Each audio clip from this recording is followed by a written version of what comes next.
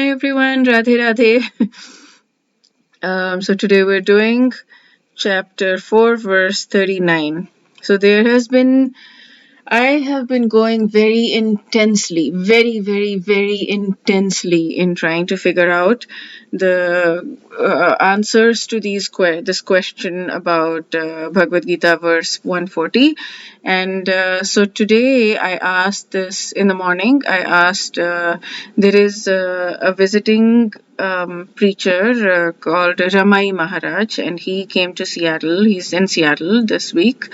And so he's been giving lectures in the evenings, and he was taking appointments. So I decided to take an appointment with him and ask him this question. And I've been asking other people also. I've been asking so many women at the temple. I've been reading the Lilamrit. I've been doing all kinds of things. I'm really trying to understand Prabhupada and understand where he's coming from. And I would love to be but I'm reading the Lilamrit, which is his biography, very critically. But I would love to be at a place where I do accept him as a guru, because I agree with a lot of things that he says. It's just when he talks about women that I get, I pull back. But so far, everything else, I agree, and not just agree, I love what he says. I mean, I think that he is translating Bhagavad Gita as it is, because he is not. I'm understanding it deeper now, and because as I'm reading the Gita, because Krishna is saying so many places, surrender unto me. He's being very clear, surrender unto me. And so when you look at any other translation that does not say that, and that says the impersonal translation, basically the impersonal concept, where they say that we are God, and there is just Brahman, and the Brahman is just basically there is no personal form of God. It's just Brahman, and we are all part of God, and the ultimate goal is to merge with God. But Krishna says in the Gita multiple times, surrender unto me. He says that this is my personal form is me, and I am different, and I mean that we us as souls are different from God. We're not one with God. We are the same quality but not the same person. Like, we're the same quality in a much smaller infinitesimal quantity, like very tiny part of God, but we are different. And we have a connection. We have an eternal connection. We are, when we surrender to Him, we are eternal servants of God. So when we surrender to Krishna, then we build this really beautiful relationship with Him. Then we are home, and then we feel joy and love, and we feel nourished, and we feel sheltered, and then that's the ultimate perfection. When we are devoted and surrendered and submitted to God, to Krishna. And so anybody who's saying that we are God and there is no personal form and it is all the same and we are merged with God, then they're doing a disservice, because it is clearly written in the Gita, and it's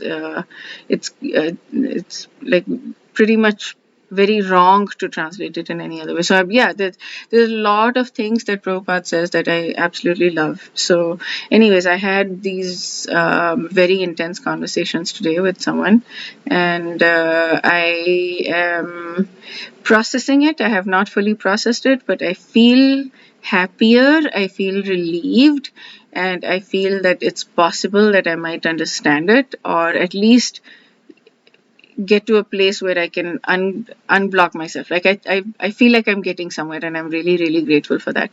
And one really funny thing that happened, which is kind of like very serious also in a way, but I understand. So the person who was talking to Ramai Maharaj, I told him about my journey and about the fact that I chanted when I was 14 to 16, 2 years. I chanted a lot, and I was basically chanting all day long. I discovered ISKCON then, but then at the age of 16, I just asked myself, do I believe in God? And I didn't. So I became an atheist at that time. And I became an atheist until recently. So many, decades, I became an atheist. So So when I told him that, he was so disappointed, and it made me realize that, yeah, I understand now. Like, I hadn't thought of it in that way, but I totally understand now. Chanting is supposed to increase the faith, and it made me, it kicked me off faith completely, and I became an atheist completely. So yeah, he was very disappointed, and I mean, he didn't say too much, but I could see it from his face, and it made me realize that yes. That did happen, that chanting did not increase the faith. 2 years of chanting did not increase the faith. And what brought me back to God was gratitude. What brought me back to God was personal growth. And but yeah, this is a very, I think this is a his disappointment made me realize that this is a very big thing, that this is an important point. And yeah, chanting is amazing. I'm very eager to get intensely into chanting, because I'm not yet a good. I don't have a good system around chanting yet, but I am very eager to get there. And at the same time, I'm going to be aware that yes, I mean, the chanting that I was doing was, I was not doing it absolutely with the right energy and, with faith at that time. I was just chanting, but I was not chanting with faith. And maybe that was the thing. Because I think the whole 2 years, even though I did chant, it was with this intention that I felt like the whole 2 years I didn't really believe in God, but I wanted to try.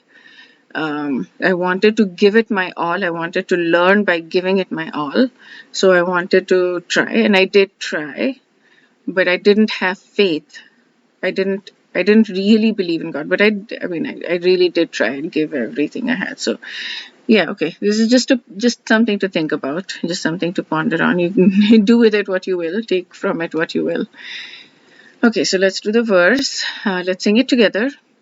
Shraddhava labhate jnanam tatparah संयतेन्द्रियः ज्ञानं लब्ध्वा परां शान्तिम् अचिरेणाधिगच्छति.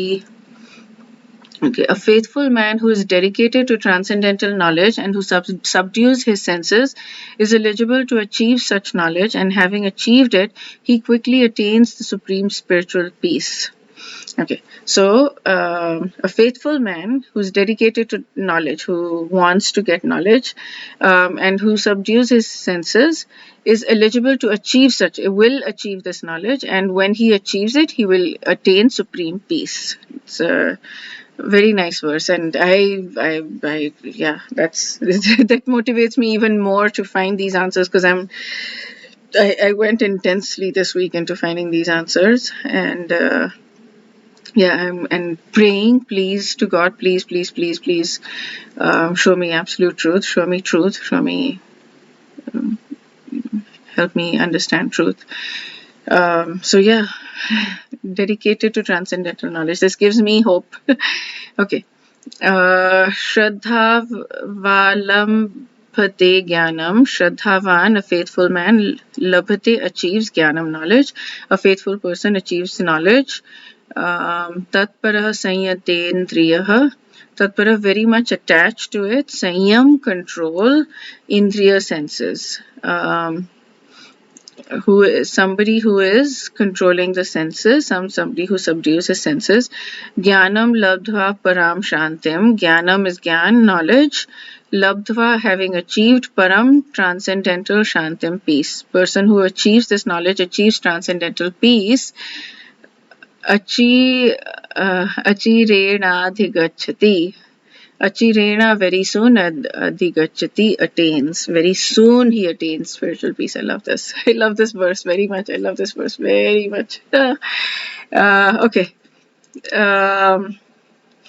Yeah, this gives so much hope. Like, if you're dedicated, if you keep searching, if you search and you search with sincerity, then you will achieve this knowledge and you will achieve spiritual peace.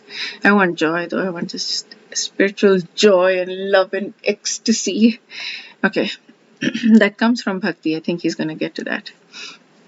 Okay, so Prabhupada talks about a person in Krishna consciousness who chants this mantra, Mahamantra, which I did, cleanses one's heart of all material dirt, and we will get that. So Swami Mukundanand says here also.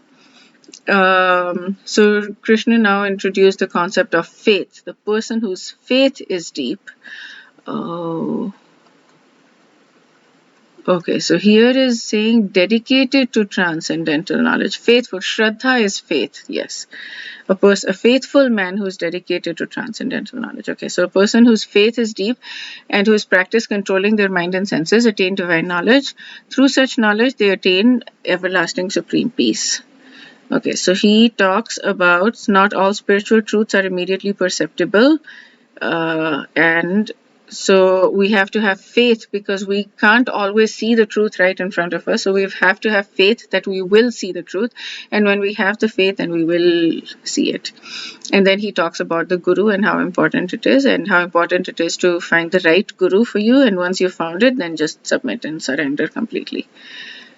Okay, okay, that's it for this video. We will do chapter 4, verse 40 next video. Wish you a day filled with spiritual growth. Lots and lots and lots and lots of juicy, glorious, beautiful spiritual growth. Radhe Radhe.